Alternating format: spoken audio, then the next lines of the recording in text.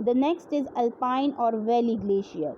Alpine और valley glacier. सबसे पहले तो मैं आपको वैली बता दूं कि वैली होता क्या है। Valley, I told you there are the mountains and the area between two mountains is known as valley. This part is valley. ठीक है, तो वो ग्लेशियर जो वैली में बनेगा, ठीक है, दो माउंटेन्स के दरमियान वैली में बनेगा, उसको हम वैली ग्लेशियर कहेंगे।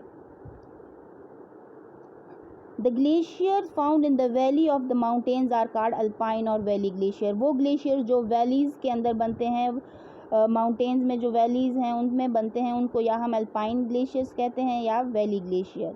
Usually these glacier cover the entire valley. ये पूरे वैली को जो है कवर करती हैं। They look like a tongue of ice moving down the slope along the valley. ऐसे लगता है कि ज़ुबान की तरह बिल्कुल ये लगते हैं, ठीक है, कि ये स्लोप पे इसकी मूवमेंट जो है वो they are moving down the slope.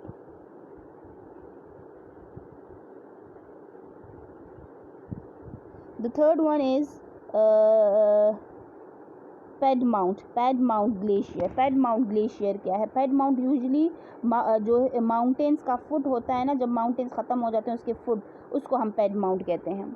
Many mountains glacier descend down and flow into the plain at the base of the mountain।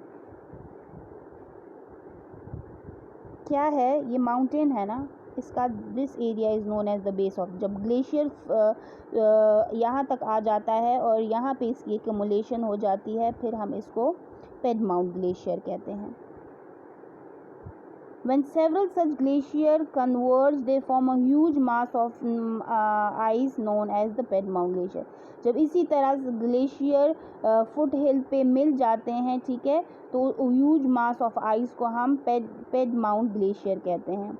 In the northern areas of Pakistan, there are several glaciers like Siachen, Batura, Baltoro, Hespar, etc. These glaciers are the source of water for a number of rivers of our country. In Pakistan, the best example of alpine valley glacier is Siachen Glacier located in the Karakoram range, which is 72 kilometre long. Is it clear? ये बहुत important information है, short question answers के लिए बहुत important है कि पाकिस्तान के glaciers के नाम लिखे हुए हैं, फिर हमें बताया गया है कि ग्लेशियर पाकिस्तान के लिए क्यों इंपॉर्टेंट है, क्योंकि जो रिवर्स में पानी आ रहा है ये वो इन्हीं ग्लेशियर के मेल्ट होने से आता है, ठीक है। और अल्पाइन ग्लेशियर की सबसे बेस्ट एग्जाम्पल क्या है? सियाचिन ग्लेशियर, जो कि कराकोरम रेंज में है। Okay, the next here in the picture you can see the Siachen Glacier.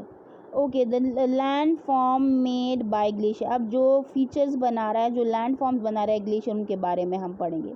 Glacier is one of the powerful agent of landform changes like river. Glacier also perform erosion, transportation and deposition.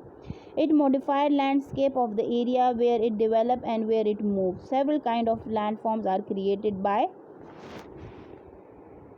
by the action of the glacier। अब ये क्या कह रहे हैं कि जिस तरह river जो है वो इरोजन करता है, डेपोजिशन करता है और ट्रांसपोर्टेशन करता है, इसी तरह ग्लेशियर जो है वो भी इरोजन करता है, डेपोजिशन करता है और ट्रांसपोर्टेशन करता है। क्लियर? और इसी तरह फिर वो डिफरेंट लैंड फॉर्म्स बनाता है, जहाँ पे उसकी एक्यूमुलेशन होती है उसी के मुताबिक वो वहाँ की लैंड फॉर्म भी बनाता है। Different land forms are made by different glacier. Some of the important land form created by continental and alpine glaciers are follow. हम यहाँ पे जो ग्लेशियर्स की लैंड फॉर्म पढ़ेंगे वो कौन कौन से होंगे? जो कॉन्टिनेंटल ग्लेशियर्स बनाता है और जो अल्पाइन या वैली ग्लेशियर्स बनाता है, ठीक है। So the first one is land form by the continental glacier. Continental glaciers कौन से लैंड फॉर्म बनाता है? Number one is drumlins glacier क्या है? When the glacier passes through a bedrock it erode and smoothens its bed. The bedrock is modified into the structure resembling a cluster of inverted boards or half-X scarred drum line। अच्छा, जब glacier जहाँ से गुज़र रहा है, जिस पहाड़ से वो गुज़र रहा है, उनके जो रॉक्स हैं उनको वो एरोड करता है। बेड रॉक मीन जो ऊपर सरफेस के रॉक्स हैं, ठीक है, उनको वो एरोड करता है और उनकी शक्ल कैसे हो जाती है? जैसे कि किश्तियाँ, बोर्ड्स या हाफ एग्स हैं वो, ठीक है, एग्स की तरह नज़र आती हैं, इसीलिए हम इसको ड्रम लाइंस कहते हैं। The second land form is erectus. These are the huge boulders transported by moving ice sheet. When the ice melt, these boulders are left standing. क्या कहते हैं कि ये ट्रांसपोर्टेशन है, ठीक है। ये अपने साथ, जब ग्लेशियर अपने साथ बड़े बड़े पत्थर लेकर आता है, ह्यूज बोल्डर्स, बड़े बोल्डर्स किसको कहते हैं, बिग रॉक्स को। तो जब आइस मेल्ट हो जाती है तो वो रॉक्स जो हैं वो अपनी जगह पे रह जाते हैं, उस जगह पे रह जाते हैं, ठीक है।